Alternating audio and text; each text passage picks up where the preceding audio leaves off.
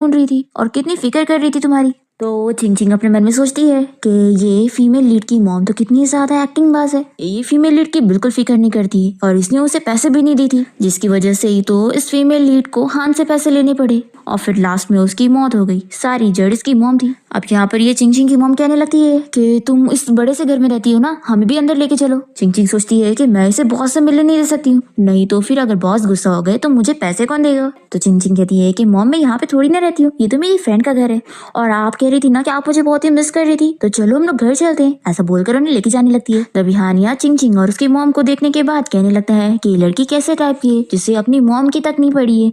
सच में ये बस पैसों की लालची है और उसके अंदर कोई फीलिंग नहीं। असिस्टेंट बताता है कि बॉस आपने इस बारे में मिस चिंग चिंग को गलत समझ लिए। वो उसे उसकी इन्फॉर्मेशन देता है और बताता है मिस चिंग चिंग की फैमिली बिल्कुल अच्छी नहीं, उनकी डैड अब्यूसिव है, जिसकी वजह से उनकी मॉम ने कहीं और शादी कर ली और वो कभी अपनी बेटी को कांटेक्ट नहीं करती है और सिर्फ जब पैसे चाहिए रहते हैं तभी वो मिस चिंग चिंग को कांटेक्ट करती हैं।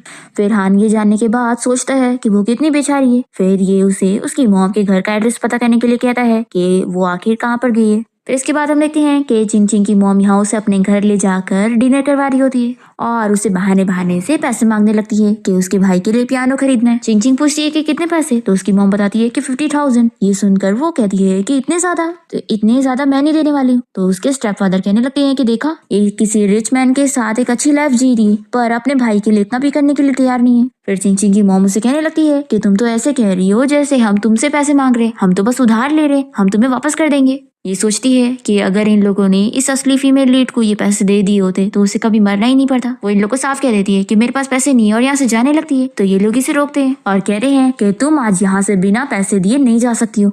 तो चिंग चिंग तुरंत ही पुलिस को कॉल करती है और कह रही है कि मैं आप लोग को बता दूं कि मुझे यहाँ पर कुछ लोगों ने किडनैप कर लिए, आप तुरंत ही मेरे बताए हुए एड्रेस पर आ जाओ, यहीं पर वो सारे लोग हैं। फिर यहाँ पर उसका भाई फोन छीनने की कोशिश करता है तो ये कहती है कि वो लोग मुझे अटैक भी कर रहे हैं। फिर यहाँ पर उसकी मॉम जानबूझ के बीमार होने की एक्टिंग करने लग जाती है कि मुझे चक्कर आ रहे हैं, तो ये जल्दी से एम्बुलेंस को भी कॉल कर देती है कि यहाँ पर कोई मर रहा है। फिर इसके स्टेप फादर कहते हैं कि रुको, तुम्हारी मॉम के जगह मैं तुम्हें सबक सिखाता हूँ। पर इतने में यहाँ पर हान चिंग चिंग को बचाने के लिए पहुंच जाता है और उसका हाथ पकड़ के उसे यहाँ से लेके जाने लगता है और उसके गार्ड्स यहाँ पर उसके मॉम डैड को सबक सिखाने के लिए जाते हैं। फिर हान चिंग चिंग से कह देता है कि तुम ज्यादा मत सोचना, मैंने तुम्हें बस इसलिए प्रोटेक्ट किया क्योंकि मैं नहीं चाहता हूँ कि तुम्हारा फेस खराब हो। चिंग चिंग सोचती है कि एक हैंडसम सीईओ के सब्स्टिट्यूट बनना और उसका मुझे ऐसे प्रोटेक्ट करना कितना अच्छा फील होता है। फिर वो इसके लिए एक अच्छा सा डिनर रेडी करती है और कहती है कि ये तुम्हें थैंक यू बोलने के लिए मैंने बनाई हूँ, तुम्हारा पेट सही नहीं रहता ना, इसलिए ये डिनर तुम्हें पसंद आएगा। ये सोचता है कि इसे तो सच में मेरी फिक्र है और ये पैसों के लिए सब नहीं कर रही है। वो सोचती है कि मैं इसे कुछ भी होने नहीं दे सकती हूँ, नहीं तो आखिर मुझे $500,000 जितनी सैलरी देने वाला बंदा कहाँ मिलेगा।